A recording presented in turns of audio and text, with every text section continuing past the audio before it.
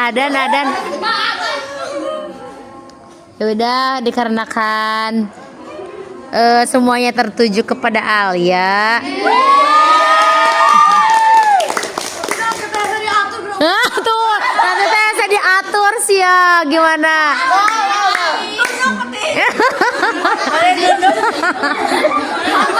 Nih, berarti dengerin dulu. Berarti kalau misalkan mau nunjuk Alia, berarti harus tunduk.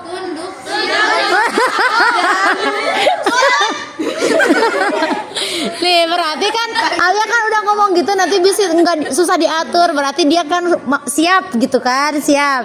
Berarti kaliannya harus siap juga diaturnya. Siap. Oh, dia aku kayak di belakang lo. Dia aku pas mau tidur.